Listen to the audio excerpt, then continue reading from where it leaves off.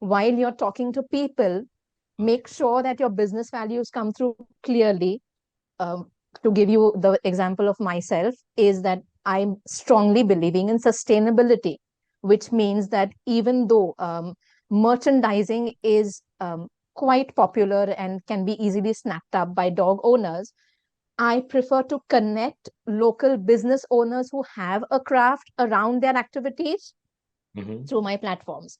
So while talking to dog parents, I will make sure that I'm talking about sustainability, not just because that's what I do, but because I believe in it so much. So, Welcome back to the Own Your Awkward podcast.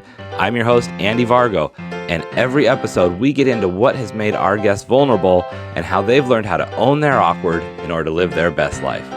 Stay tuned so you can hear every awkward moment in today's show.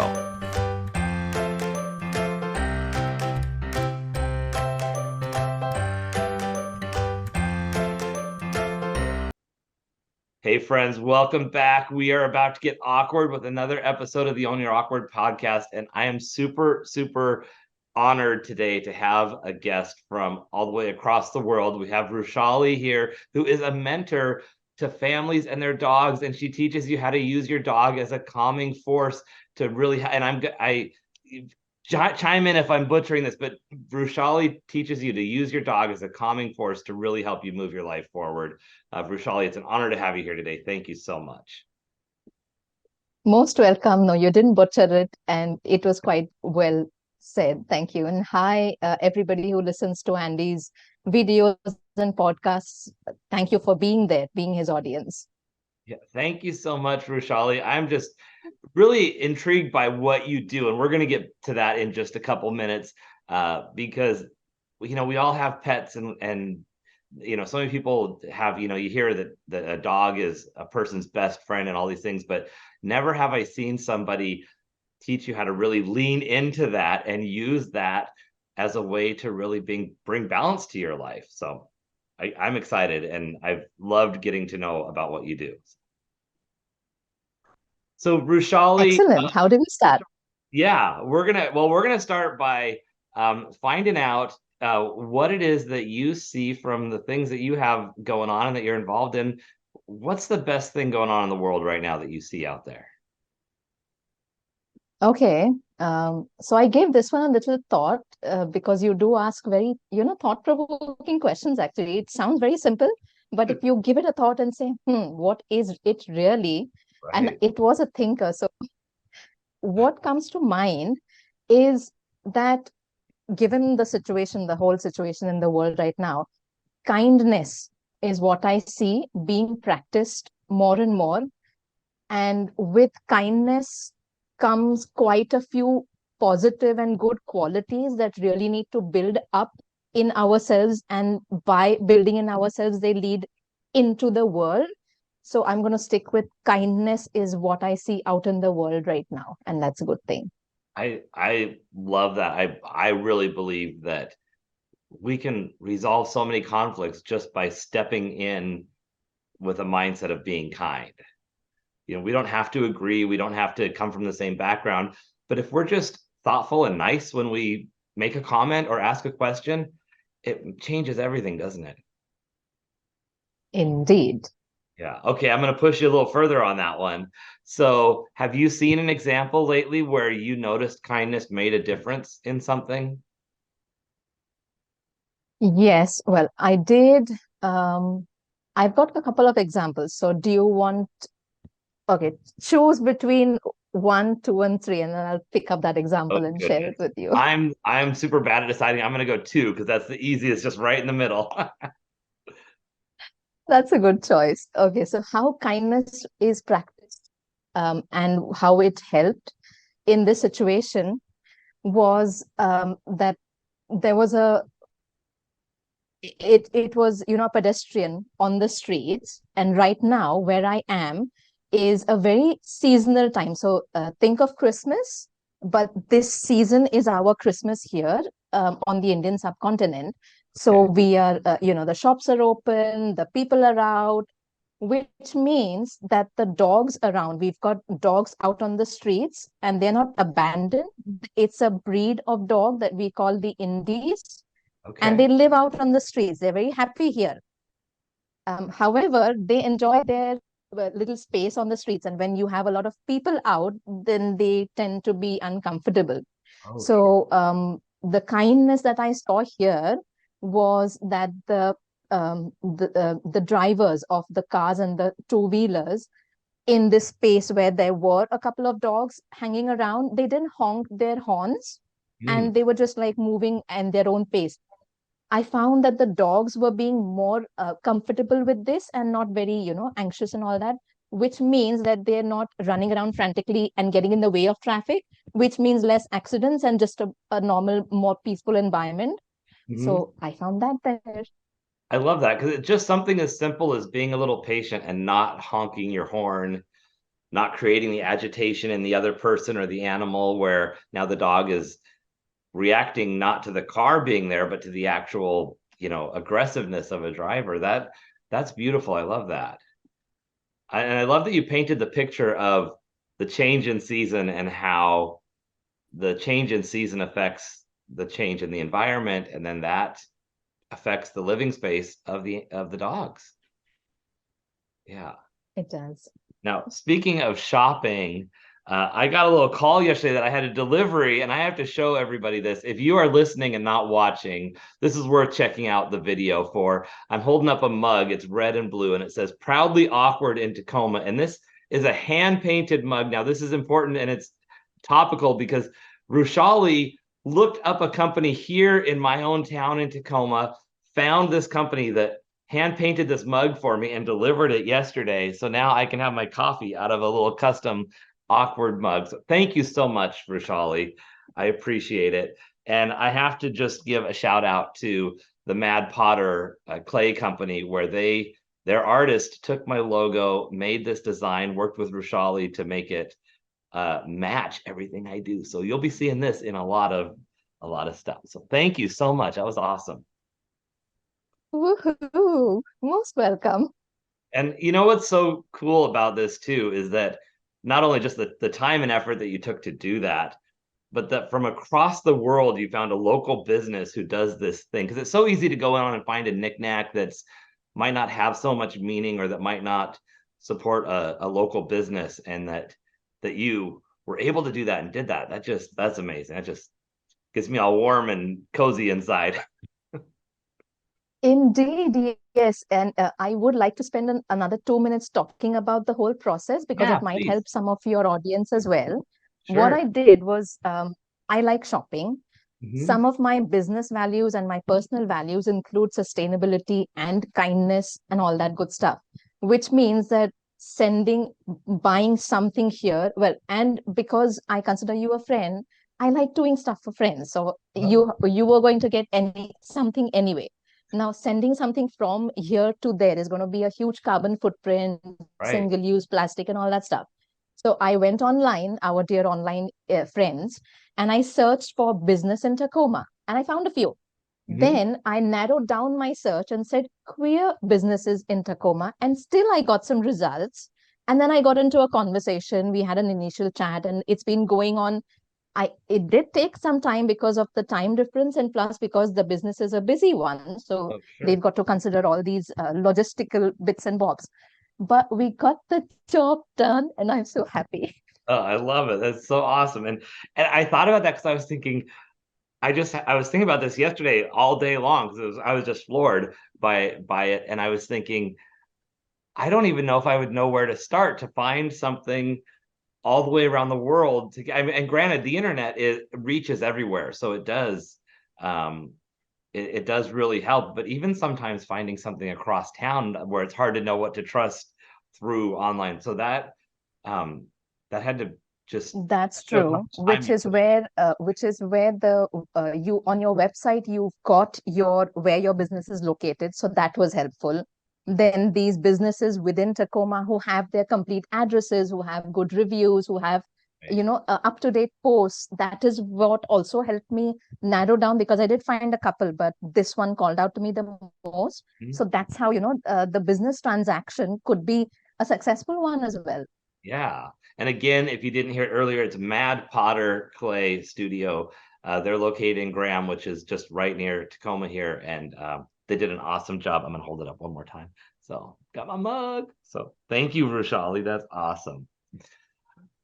All right. So speaking of awkward, Vrushali, what is your awkward that you have had to own in order to, create this life you're living?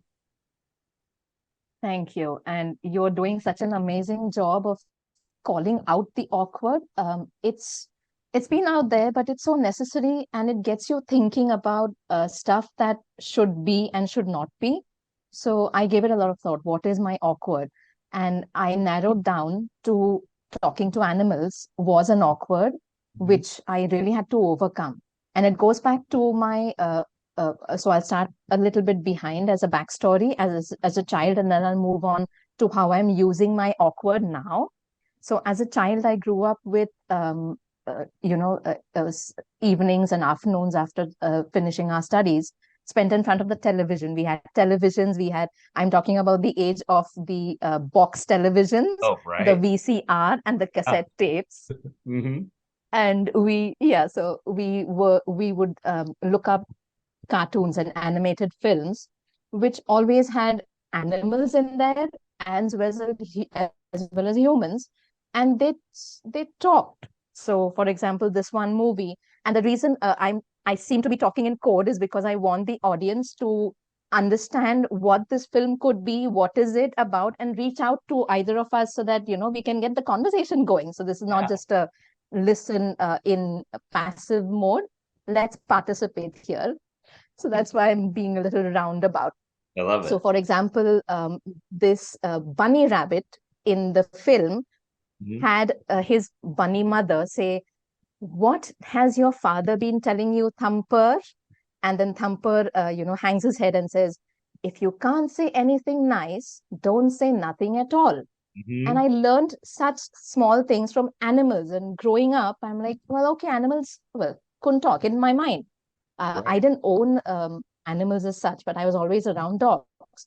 So growing up, well, so that was one area that I said, okay, it's natural for me.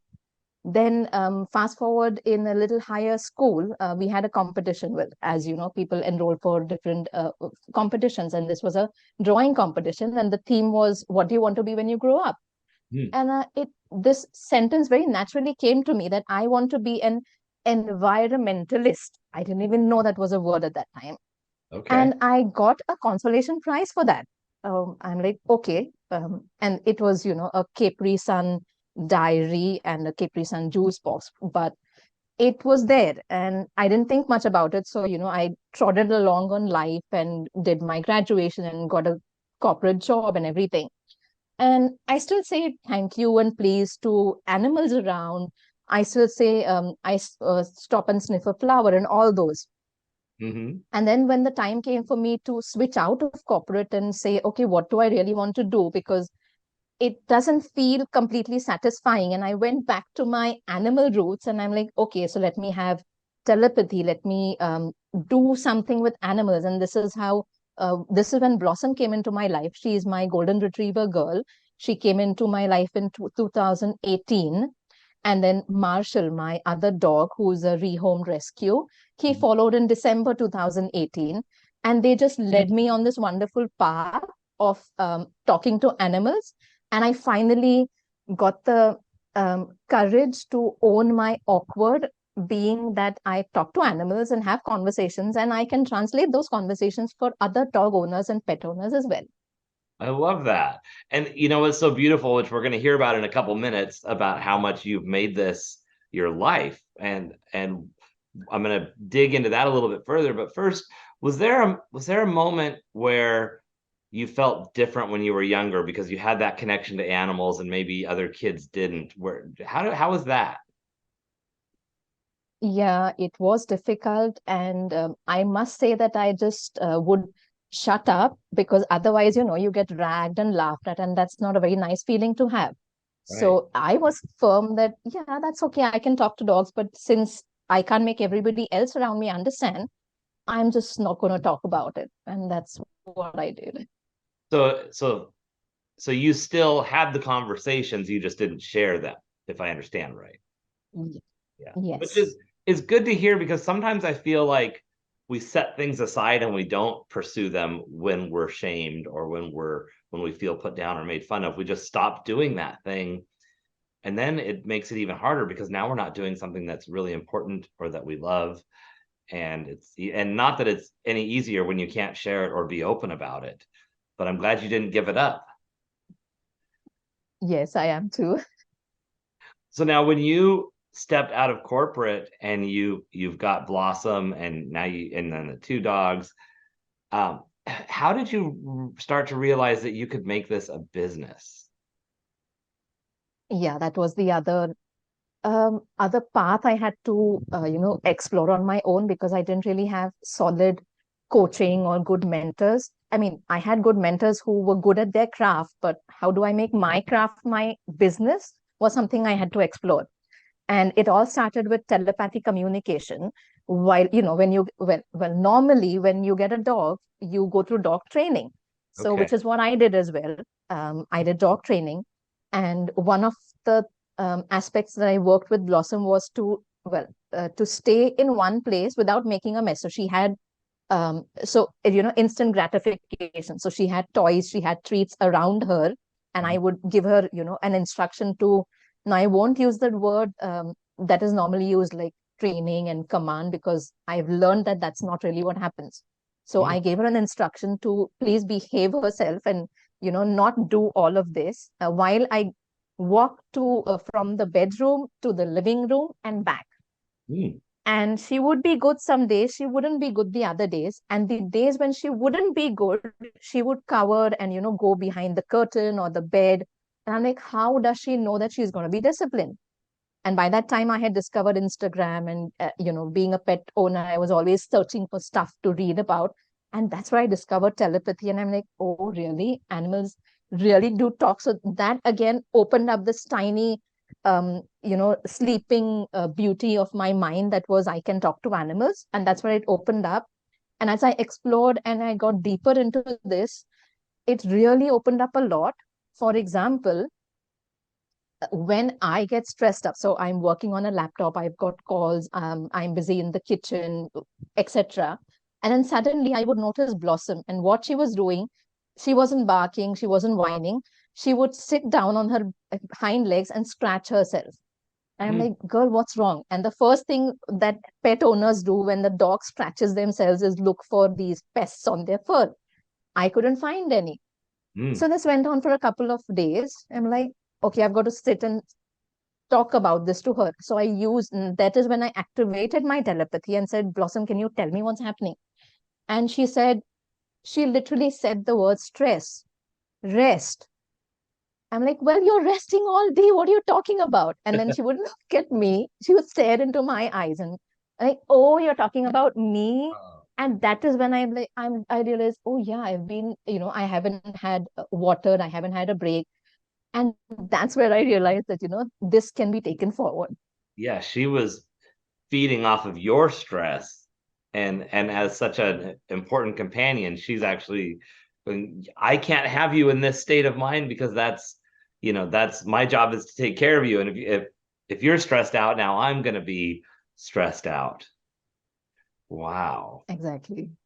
That's Yeah. amazing. So it's interesting, because what I'm hearing from your journey is like you knew you connected with animals early on, and you could have these conversations and feelings, but not necessarily to the level that you've really understood the last few years. Is that Exactly. And to translate that into a business model. right? Hmm. So otherwise I was looking at, dog training as a business or just telepathy as a business. But then I realized if I can have an actual conversation and improve my lifestyle, because then I take breaks, I sit and talk to her, I sit and play with her, so there's a hormone and a happy hormone called oxytocin. Right. And you get a dopamine hit by conversing with animals, and that gets you into a better frame of mind, which leads to a boost of energy, which leads to, working better and efficiently. So that's what, if it could work with me, it could work with other pet owners. And that's why I explore the mentor to families with dogs, because it's just that I need to unlock this guide that is already there with them. They just don't know how to use it. Right. So yeah, that's what became my business model. Well, I think it's really, really awesome that you mentioned the oxytocin and the dopamine and things, because when we have something that is a little outside of the mainstream, it's like it's hard enough for me to explain my business or to make it a business model. I mean, you've been on the calls where we've had with Ruben. We have to give a shout out to Ruben with Mimran, who has brought us together through his CRM for not a CRM, not your regular CRM type of system. But we've been on these calls where we're developing our message, and you see me struggle through, like, I don't know how to say what I'm trying to say. And the further away you get from a tangible product, like you buy this bread and you make a sandwich, the further we get from that, the harder it is to sell or to explain. And different people need to hear it in different methods. Some people need the science, some people need the feel good aspect, some people need the hard numbers. And so I love that you can speak to all of that. What's been the trickiest part to get people to understand what it is and what the benefit is that you do? This whole process that you explained is the Right. tricky part for me. Yeah, that's So fair. that's why I stuck to, yeah. And then that's when I began to narrow down on my tagline, if you want to say. So the way I proceeded was attend networking meetings. And I experimented with, when you're online on, or online platforms, you can put in what your name can be. You can rename yourself. So Right. when I experimented with different renames, I put my complete name. I would just put my dog's name. I would just put emojis. I would just put my website address. And when the one that got the most engagement or the most questions was Vrushali, mentor to dog families. What the hell is it that you do? I'm like, Right. okay, this is working. I'm just go with it. Hmm. So that's how I figure it out. And I always feel that now with telepathy, or with, I'm just going to use the cheesy word, being aligned with the universe. When Sure. I know, and when I'm standing strong in what I want to do for pet owners, Mhm. the right people align with me. So Yeah. I just keep putting out my message, and the ones who want to hear it are going to be drawn to me. The ones who just want, to browse, they've got a lot of information online that I can share with, and then take it from there. So that's how I proceed. Oh, that's great. So, do you remember the first time you worked with someone else? Because one thing that I have found is it's easy for us to say, "Oh, well, you can talk to dogs or you have that skill, but I can't do that." So, how were you able to, like, move from I have this thing I can do to I can show you how to do this yourself, or move forward with it? So I do. That's a good question as well, and this will be helpful for dog owners to listen to, because then you can watch your pet and see whether this is happening. Mhm. So when we do get on a call, or this is what I see around me. Um, Dogs will, when you're a work from home a dog owner, and you're working on your laptop and you haven't taken a break in quite a bit of time, your dog well, mostly will naturally come up to you and try and get your attention. Mhm. Take a step back, and think about, what is it? Is it really because they want to go for a walk? Or is it them trying to get you to understand that, move, human, get your butt off and take a break. It's going to be Right. good for you to take a break. Your stress levels are increasing. Oh, And when I speak in this manner, it does give them a pause, because they know that this is usually what happens. And then they're like, oh, is that so? And then the light bulb goes off, and then that's how the conversations takes place. I love that. And it just this light bulb went off as you were saying that in my head, because I've thought about how many times I don't have a dog right now, but I used to have a family dog, and I remember instances like that where your instinct is the dog needs something, or the dog is requiring this attention or getting antsy. In reality, it might not have been about the dog, and it probably wasn't. It was the dog, almost without even being trained, is a service dog. Like, if we viewed all of our animals that way, like, oh, they're keeping us from danger or keeping us from getting overstressed because they feel it and they sense it and they know it. The same way that a dog is going to react differently when they sense an earthquake coming or that you're about to step into danger, they're reacting ahead of time. Wow. Absolutely. Yes. I just need to sit here Yeah, at you this got it. light bulb moment for a minute because I'm rethinking all of the interactions I've had with dogs over the years. And so when you say you mentor families, um, what's the right kind of family that's going to reach out to you, that's going to need help? And also I want to call out, we mentioned at the beginning, you're in India. So is this like people right by you that need to reach out to you, or can you help me over here? Who's your ideal area that you serve? Oh, sure. That's a question. So yes, I am based on the other side of the world. And because the method I use is telepathy, I don't have to be there with you in Tacoma or with the dog who is there. Mhm. Let me give you a brief understanding of what telepathy means. Perfect. And if you think about using a telephone, we are not in the same room. We could be anywhere, but it's this telephonic connection that is making us talk to each other. Mhm. This is exactly what happens on a telepathic conversation. We are having a conversation on the phone, and I am connected with your dog telepathically, and then they can give me a download. Wow. So that is how the business model works. Again, because I am based on the other side of the world. It's nighttime here, but it's daytime there. So it's Mhm. convenient for you to get in touch with me as a convenience. So in the mornings before lunchtime is when I'm typically available. After that, I do have to rest myself. There. And then emails are there and chatting is there. So I do use a lot of online, the virtual method to communicate. Right. Um, that's how the business model works. And the right kind of dog owners who need to know more about what I do is just a dog owner who's curious about improving their lifestyle, Mhm. getting in connection with their dog better. And absolutely, if you have a lot of questions in mind that you're not gotten answers to, or you think there's more, but you don't know who to approach. I because I'm in the, well, let's call it the pet industry, and I'm global. I do have a lot of peers and colleagues and friends who are in the pet industry, and I might be able to connect you with somebody who's local or who's an expert in what you're looking for. And that is where also that you can reach out to me. So these are the two areas that I'm wanting dog owners to connect. Okay, I love that. Now, speaking of, being a little awkward and being a little like, you've talked about going to networking, and you've talked about being connected in the pet industry. Uh, Anytime that we are just a little bit out of the main talking points for, say, business, you go into a business environment, and yeah, I know sometimes I go into networking events here and everyone started up a tech company or a restaurant, or they're starting something very tangible, and I come in and it's like, well, what do you do? And I'm like, oh, I do speaking and coaching, and I always have a hard time like feeling like I fit into those conversations.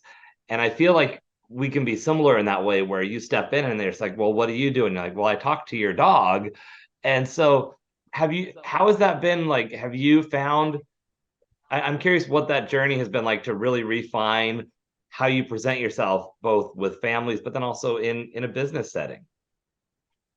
Oh, great question. Thank you. And this has got me excited to talk about, because for other business owners who don't have a tangible product, this could be helpful as well. So do listen in. Um, Again, it's based on experimenting with our craft. Hmm. So for some, like I experimented with the name that I changed on my online calls. I experimented with wearing, like you've got a t-shirt that, says "Own Your Awkward." So that's going to get attention. What is awkward? And people come and talk to you.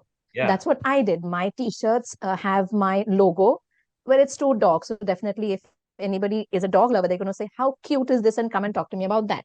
Yeah. Or if it's based on situations, um, if it's um, a pet owner comes, so there's a person walking their dog and talks to me about what I do, then I definitely tell them, because they're already tuned into what I might say.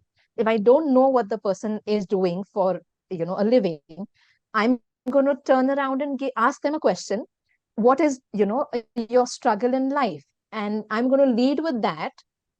And then if it does align, I'm, going to tell them about what I do. Otherwise, I'm just going to, be a sympathetic ear for them so that they can have, ship sailing in the night and, never connecting again, which is fine Right. as well. They're going to have a good experience.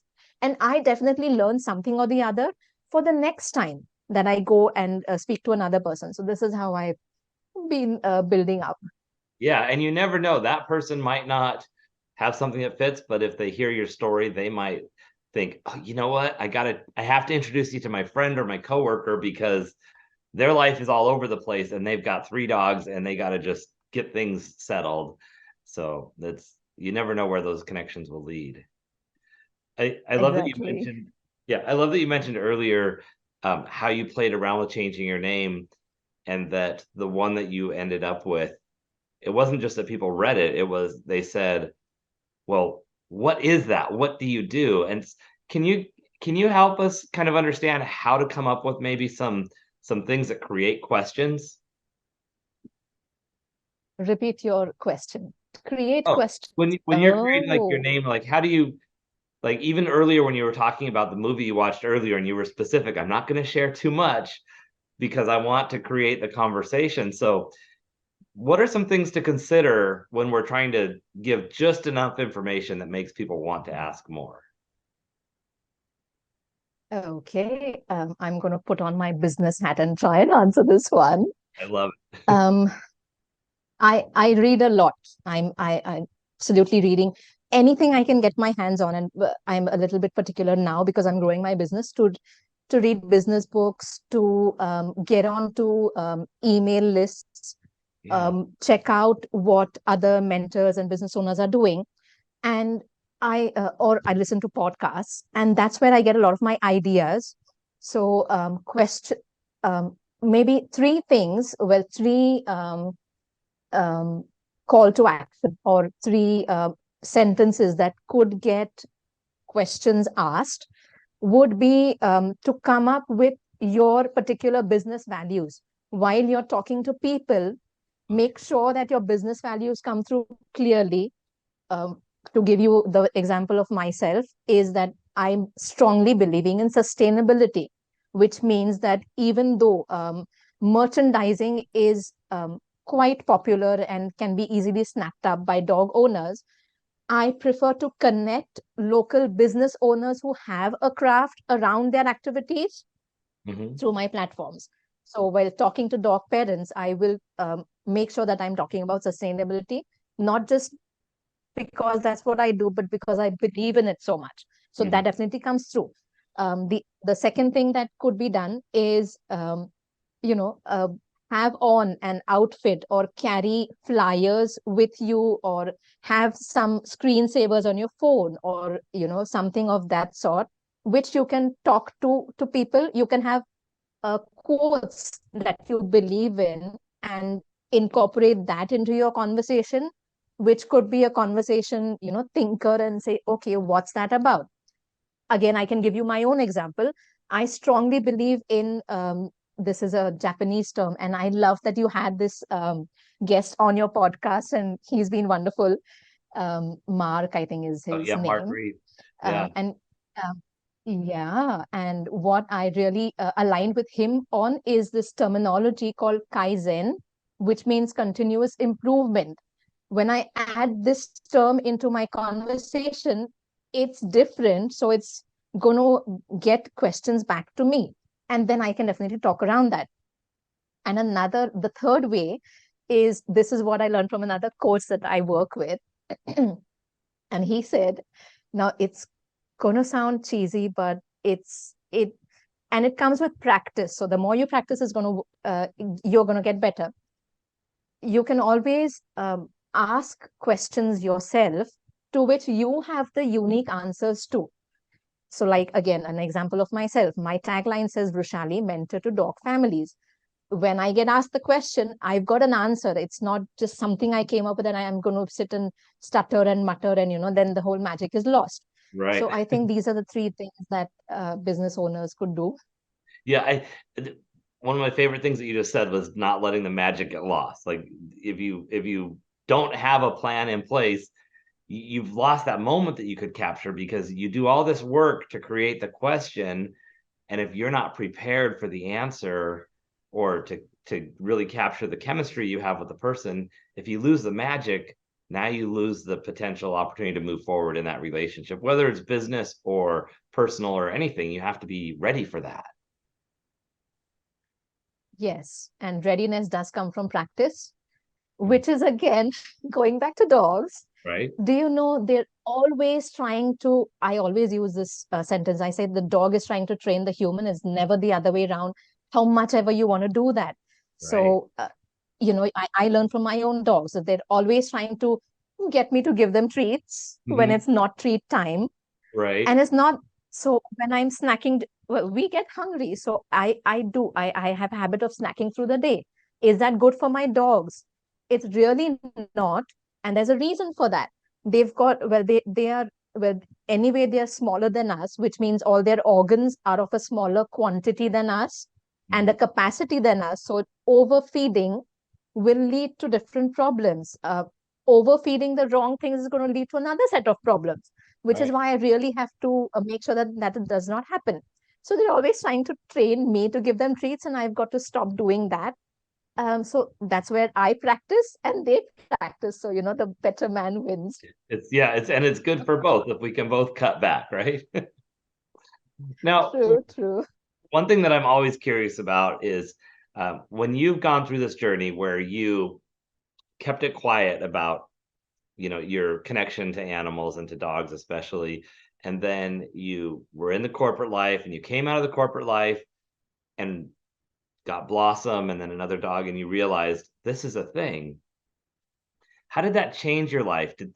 Was it tough? Was it easy? Was it just a quick instant, like here we are? What's life been like since you were able to really own your awkward and just say, hey, this is me, this is what I'm doing? Oh my God, no, it was not a quick change at all. It was I want, so another one of the sentences I use is you can either laugh or you can cry. It's your choice. So I prefer to laugh, my laugh through the situation. So my whole journey began in 2018 when Blossom came in. And it took steps. I first, before getting Blossom on board into my family, I had made the choice that I would not work 9 to 5 in a corporate because that meant leaving my dogs at home. Mhm. And the method, the way forward for myself that I had chosen was I would be a hands-on dog parent. So that was, a non-negotiable for me, which led me to now explore what is negotiable within the structure that I have built for myself, which Mm. meant that I had to be online or work part-time and then all that stuff. So this journey definitely had a lot of trials and errors, a lot of, revenue generated, revenue lost, expenses, over expenses, losses, lost relationships, incomplete relationships. Some I have gotten opportunities to work because I did have a strong corporate background. When you work in a corporate and you like what you do, I wanted to just, progress in that path. And I was building up my contacts and networking in that way, but then I had to let that go. So I was still getting some calls from there. I had to make the decision not to go there. Mm. So it all came from trial and error. And it really isn't too long. So if I'm really honest, I have been owning my awkward since, I have been re-owning my awkward since 2018. And I finally found this path that I want to take, maybe during, the pandemic that happened or in 2021. And since then, I have like locked in on my North Star and I'm on the journey now. Yeah, I love that because sometimes we kind of know where we want to go or what we want to do or what the thing is, but it takes a while to get there. And that's one thing I really have tried to make sure people understand. It's not this you make a declaration and then life is just amazing the next day. I think it's more hopeful the next day. I think as soon as we know, we can say, this is where I'm going and I have a purpose. And so the deterrence and the struggles don't hold, they're not as daunting because you're like, I'm just going to move forward. But one thing that I think was so critical about what you said was how you decided what your non-negotiables were, and then you took that new framework and said, okay, within this space, within these boundaries, what do I need to negotiate? What do I need to change? Because that's, I think sometimes we try to set everything as a non-negotiable and we don't realize we need to compromise in certain areas, but we have to know what the main structure is first. Definitely, yes. Also, this is not my only, I mean, we need currency as the main exchange. Right. So this is not my main income stream, or Mm-hmm. this is not my only income stream. That much is also true. I do have a few other revenue generating activities that I do through the day as well. Right. So while I knew that these were my non-negotiables, I could also not ignore the fact that I need to put food on the table, or if I need to do shopping, or if I have any petty expenses, or I own a car, I go out for camping with my dogs and my child, or I have a particular lifestyle. I do need to generate revenue for that, Right. while also preparing for the future, if we can say that. And I kept that in mind as well.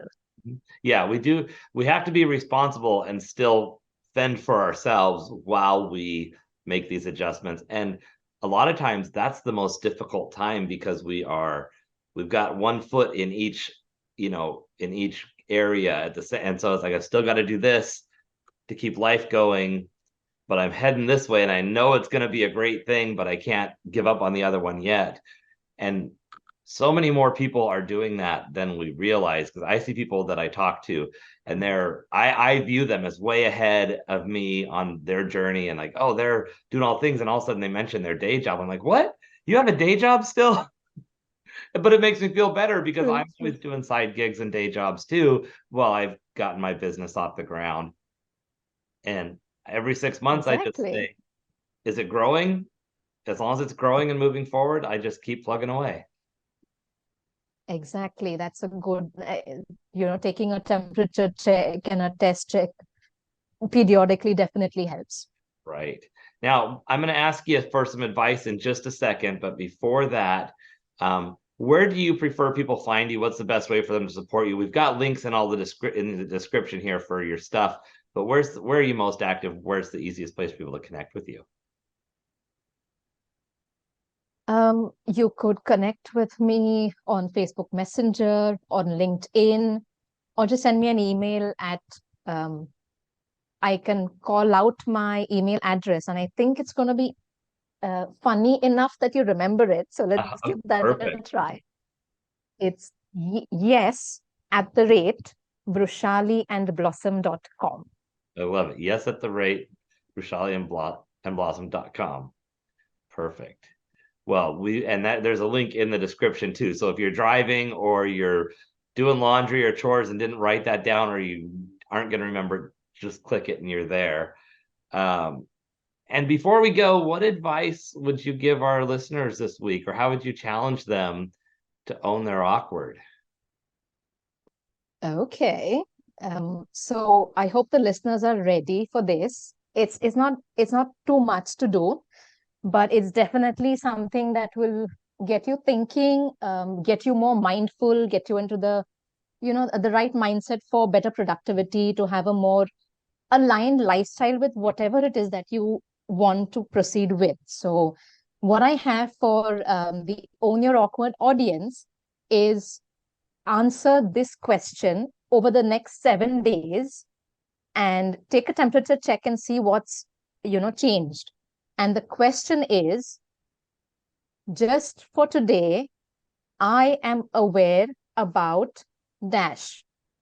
So let me repeat, just for today, I am aware about dash. And that dash could just literally be anything. Okay. And Wow. let's see what happens. It's interesting when you leave it that open-ended, because I could imagine, I know with myself, any particular day or even a different time of day, what I put in that dash could be completely different. Exactly. Yes. And sometimes when because this happens with me, when I'm given a direct question and I'm not in that mind frame, it just gets buried into all the rest that I've got to do during the day. And Right. although it's interesting, I never tend to go back to that. Mm-hmm. That's why this way. Yeah. I love that. I know what I will be doing the next 7 days. And I look forward to seeing, I think I know for myself, I need to write it down, because at the end of the 7 days, I'd like to look back and see how it transpired. That'll be interesting. Now my wheels are turning, and I still have a podcast to finish up. So I gotta set that aside for a minute. And I'm gonna come back to that in a moment. But Vrushali, anything else you want to share before we wrap up? This has been just amazing. I had a wonderful time too. No, I can talk for hours about animals, and I've promised myself that I'm going to stick to the script per se. So, no, nothing further to add. And thank you. You've been a wonderful host, and looking forward to our conversations. Well, you have been a wonderful guest. Thank you so very much. It's so fun to have you as a friend and a business partner as we're moving forward, figuring things out. I absolutely love it. And thank you so much for the mug. It's such a thoughtful gift. Vrushali, it's been awesome. I look forward to seeing your business grow and all of the help that you're doing for the families and people out there, and the dogs, of course. Everybody else, be sure you go out there this week. Thank you. Thank you. Make sure that you think about what you're aware of, listen to Vrushali, and as always, own your awkward. Thank you so much for listening in for today's show. Be sure to visit awkwardcareer.com to continue your journey. And of course, please like, subscribe, and share with your friends so they can find their awkward side and learn how to own it.